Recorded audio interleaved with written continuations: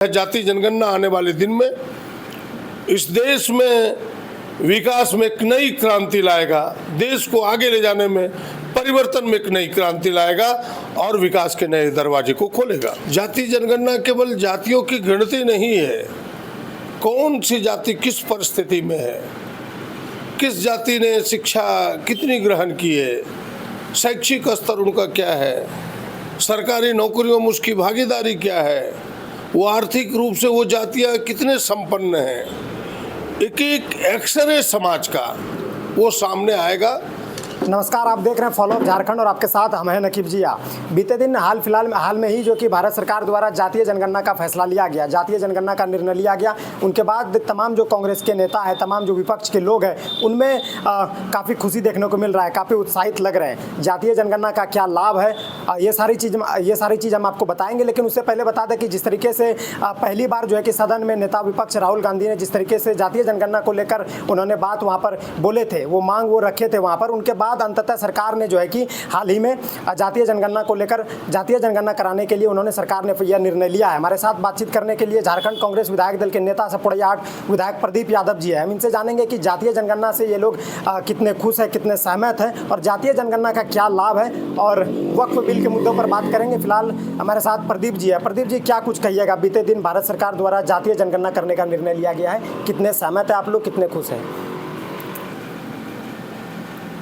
कि जाति जनगणना मेरी पार्टी का मानना है, देश की आवाम का मानना है, मेरा मानना है कि वे विकास के नए आयाम को सामने लाएगा, विकास के नए दरवाजे को खोलेगा।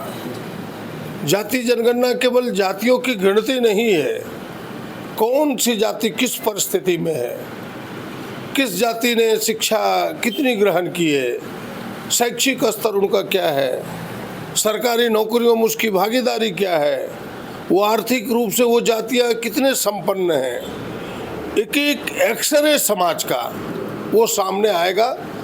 फिर उस एक्सरे के आधार पर जो सरकार सत्ता में बैठे हुए लोग हैं, उनको ध्यान में रखते हुए विकास के नए खाके को खींचेगा।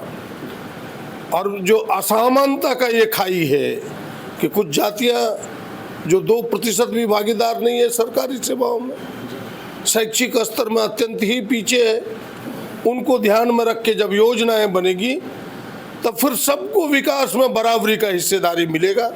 जो समानता की बात करते हैं, इस विषमता में समानता की एक नई रेखा खींची जाएगी।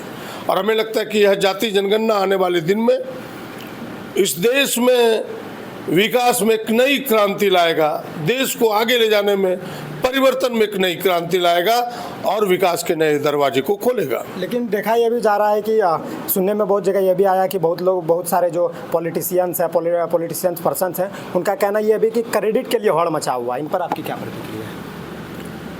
देखिए, सच यही है कि जाति जनगणना आदरणीय राहुल जी, कांग्रेस पार्टी ने बुलंदी के साथ सबके सामने रखा, हम सबों ने रखा, सारे स्तरों पर रखा, चाहे विधानसभा हो, आदरणीय नेता ने लोकसभा में रखा। और यही भारतीय जनता पार्टी कल तक कहती थी जाति जनगणना देश को टुकड़ों टुकड़ों में बांटेगा। उनके नेता तो कह गए कि भाई 2 ही जातियां हैं, गरीब और अमीर।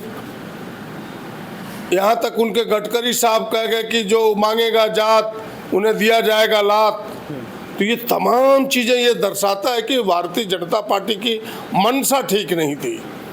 जब आवाम की इच्छा हुई, जब राहुल जी के आंदोलन को समर्थन मिला, जनता जब उनके साथ गोलबंद हुई, खड़ी हुई, तो उन्हें लगा कि अब कोई विकल्प नहीं है, कोई उपाय नहीं है, वरना देश में विस्फोट होगा।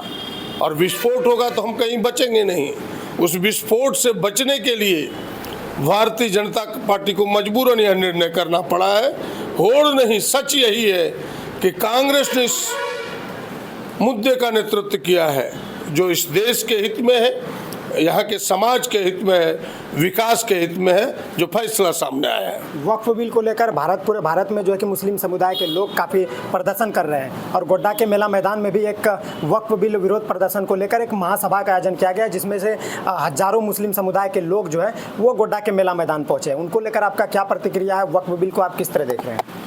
देखिए, वक्फ विधेयक संशोधन जो सामने आया है, वक्फ कानून में 2025 का जो संशोधन है, यह असंवैधानिक है।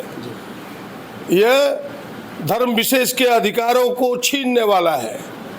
जो हमारे संविधान के आर्टिकल 25, आर्टिकल 26, आर्टिकल 30 जो हमें देश में धार्मिक स्वतंत्रता देता है कि हम किसी भी धर्म को अंतःकरण से उसका पालन कर सकते हैं और उस धार्मिक अपने धर्म की मजबूती के लिए हम उनके उद्देश्यों के पूर्ति के लिए जो संस्थान स्थापित करते हैं उसके लिए स्वतंत्रता से काम कर सकते हैं। उस सारी स्वतंत्रता को यह संशोधन छीनता है और पहली बार वक्फ कानून किसी धार्मिक न्यास बोर्ड में किसी दूसरे धार्मिक के लोगों का प्रवेश कराने का प्रयास किया है।